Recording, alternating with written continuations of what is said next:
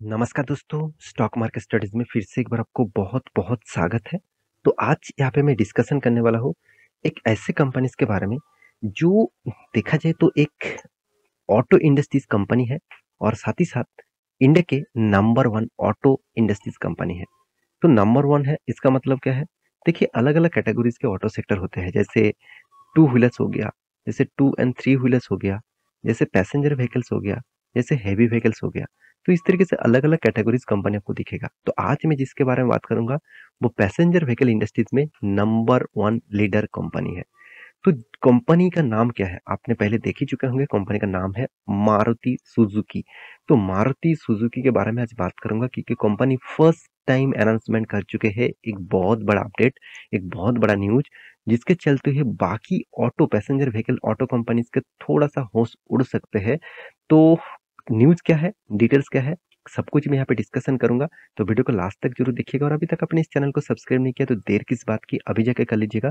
और जितने सारे टेक्निकली चार्ट पैटर्न मैं आपको यहाँ पे सिखाऊँगा, वो आपको टेलीग्राम में भी अपडेट पहले से ही दे दूँगा। आप जाकर टेलीग्राम में जॉइन कर सकते हैं, बहुत कुछ अपडेट वहाँ पे आपको मिल जाएगा। तो चलो देख लेते हैं आज के स्टॉक के डिटेल्स के बारे में। तो सबसे पहले मैं कंपनी के न्यूज़ के ऊपर आ चुका हूँ, द इंडियन एक्सप्रेस के ऊपर इस न्यूज़ के बारे में यहाँ पे बात करूँगा। टोटली क्रेडिट मैं इस साइट को दूँगा अच्छा खासा न्यूज़ पब्लिश करने के लिए। तो आप देख सकते हैं न्यूज़ क्या है, आप यहाँ पे ध्यान से इस न्यूज़ को देखना, तभी आपको सब कुछ डिटेल्स डेटा मिल जाएगा। यहाँ पे क्या बताया जा रहा है, मारुति टू लॉन्च, यहाँ पे देख सकते हैं Maruti to launch its first EVs in FY 2024। मतलब कंपनी 2000 मतलब तो मतलब 2024 में कंपनी फर्स्ट टाइम ईवी लॉन्च करेगा मार्केट में। और वो भी आप देख सकते हैं, और वो भी देखिए 1 साल अभी भी बाकी है, 1 साल के बाद ही आपको लॉन्च देखने को मिलेगा। तो मेरे हिसाब से यहाँ पे जो अपडेट है, वो अपडेट बहुत बड़ी अपडेट है क्योंकि म मारुति ने हमेशा बिज़नेस मॉडल्स को अलग तरीके से सोचा।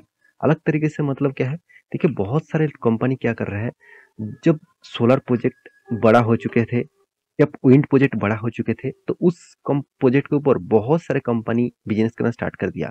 उसका फ्यूचर में ग्रोथ पोटेंशियल कितना बड़ा है, उसका मार्केट कितना रहेगा, उतना कितना सेल्स रहेगा, उसके बारे में जानकारी ना लेकर ही मार्केट में हर कोई कंपनी उतर रहा है। Same to same auto industries में जितने सारे ईवीज कंपनी है, वो भी मार्केट में आ रहा है, साथ ही साथ नया-नया कंपनीज भी ईवीज बना रहा है। तो मार्केट को पहले समझना पड़ेगा, मार्केट को पहले देखना पड़ेगा। आज देखिए, आज लोग ईवीज के ऊपर बहुत ज़्यादा चर्चा कर रहे हैं। एक दिन ईवीज़ के बिना ही बहुत सारे गाड़ियाँ मार्केट में आ जाएगा। मान के चलिए ईयर से ही गाड़ियाँ चलेगा। तो ईयर से अगर गाड़ियाँ चलने लग गया तो ईवीज़ का तो कोई ज़रूरत नहीं होगा। मान के चलिए सोलर से गाड़ी चलेगा। तो सोलर्स का गाड़ी तो ऑलमोस्ट मार्केट में आ चुके हैं। तो वो भी एक बहुत बड़ा कंट्रीज़ ने यहाँ पे इन्वेंट किया, जर्मन ने, और उसका कीमत इतना बड़ा रखा, तो मुझे नहीं लगता वो मार्केट में अभी चल पाएँगे क्योंकि 1.5 करोड़ के आसपास एक गाड़ी का कीमत है। तो इतना पैसा देकर कौन सोलर पैनल का गाड़ियाँ किनेंगे, मतलब खरीदारी करेंगे, तो उसके बारे में मुझे नहीं पता। फिर भी लोगों के पास पैसा है, ज़रूर खरीदारी कर सकते हैं। तो अभी आपको देखना है कि मारुति सुजुकी ने इस तरीके से डिसीजन क्यों लिया। देखिए मारुति सुजुकी का मुझे जो डिसीजन है, मुझे अच्छा क्यों लगता है, वो मार्केट को पहले रिसर्च करते हैं। मार्केट को पहले रिसर्च करते हैं कि वो जो प्रोडक्ट मार्केट में ले आना चाहते हैं और जो प्रोडक्ट मार्केट में चल रहा है, क्या वो प्रोडक्ट फ्यूचर में बहुत बड़ी से तेज़ी से ग्रोथ कर सकते हैं? उसको पहले एनालिसिस करते हैं, उसके बाद वो रिसर्च करने के बाद ही मार्केट में लॉन्च करते हैं खुद का प्रोडक्ट। देखिए कंपनी, देखिए आप अब देख सकते हैं इतना बड़ा इन्वेस्टमेंट किसी कंपनी ने नहीं किया होगा। तो देखिए कंपनी इन्वेस्ट किया 2 ट्रिलियन 2 ट्रिलियन एन एंड आर-एन-डी के ऊपर, मतलब रिसर्च एंड डेवलपमेंट के ऊपर 2 ट्रिलियन इन्वेस्टमेंट करने वाला है। तो सोचिए इतना बड़ा इन्वेस्टमेंट कंपनी इसीलिए कर रहा है क्योंकि देखिए उसका, आप सभी जानते हैं मार्केट में अगर 100 गाड़ी आपको दिखेगा, उनमें से 80 गाड़ियाँ आपको मारुति सुजुकी की देखने को मिलेगा। इसका मतलब कितने बड़ा मार्केट शेयर कैप्चर करके रखे हैं, आप सभी जानते हैं। उस हिसाब से देखा जाए तो मारुति सुजुकी हमेशा प्रेडिक्शन करने के बाद ही मार्केट में उतरते हैं। इसलिए फर्स्ट टाइम उन्होंने अनाउंसमेंट किया 2000 करीबन 24 में यहाँ पे मार्केट में फर्स्ट टाइम वो ईवी लॉन्च करेगा। तो पहले तो वो बता रहा था 2025 के आसपास वो ईवी लॉन्च होगा। अभी थोड़ा सा टाइम को चेंजिंग किया, थोड़ा सा टाइम को नज़दीक लेके आया और अभी मार्केट में वो लॉन्च करने वाला है ईवीज़। और इस ईवीज़ का लुक्स भी आपको दिखा देता हूँ। तो इसका जो महिंद्रा का सॉरी सुजुकी का जो मारुति सुजुकी का जो फर्स्ट टाइम ईवीज़ लॉन्च होगा, वो इस तरीके से कुछ गाड़ी आपको दिखेगा। इस तरीके से गाड़ियाँ मार्केट में वो ले आने वाला है। तो मेरे हिसाब से देखिए मार्केट में कोई भी ईवीज़ आए, कुछ भी आए, मार्केट तभी उसको वेलकम करेगा, उसका प्राइस रेंज के हिसाब से और उसका माइलेज के हिसाब से। अगर ज़्यादा माइलेज कम प्राइस में मिले, तो सोचना वो एक एक सबसे बड़ा सेल आउट कंपनी बन जाएगा।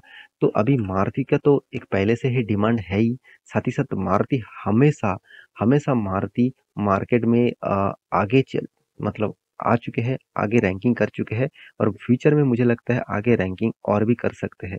तो वो तो बात की बात है। तो अभी देखना है कंपनी किस तरीके से काम करता है और इस न्यूज़ के चलते है मार्केट में किस तरीके से रिएक्ट करता है। तो मार्केट का जो रिएक्शन है मैं आपको बता तो अच्छा खासा एक मोमेंटम देखने को मिला है 5 दिनों में और 2 दिन में मार्केट में थोड़ा-सा हालत खराब हुआ था, उसीलिए थोड़ा-सा नेगेटिविटी यहाँ पे देखने को मिला। अभी कंपनी का 6 मंथ के बारे में बात करूँ, 6 मंथ में कंपनी में कुछ खास परफॉर्मेंस नहीं है। 1 साल के बारे में बात करूँ तो कुछ खास परफॉर्मेंस नहीं है और 5 साल में भी कुछ खास परफॉर्मेंस नहीं है क्योंकि कोविड के सिचुएशन के बाद स्टॉक में ग्रोथ तो हुआ मगर वो प्रीवियस जो हाई था उसको ब्रेक नहीं कर पाया। मैं टेक्निकली चार्ट पैटर्न आपको दिखाऊँगा, कौन-सा लेवल बहुत स्ट्रॉन्ग है, उस लेवल को अगर तोड़ता है तो एक बहुत बड़ा रैली आपको देखने को मिल सकता है। एक्शन चार्ट पर ओपन कर दो देखिए 4900% के आसपास रिटर्न आपको कंपनी ने दिया। तो इस कंपनी में पोटेंशियल है, इस कंपनी के ऊपर फोकस ज़रूर रखिएगा और इस कंपनी के चार्ट पैटर्न के बारे में मैं तो आपको दिखाऊँगा, उससे पहले कंपनी का कुछ इन्फॉर्मेशन बता दूँ।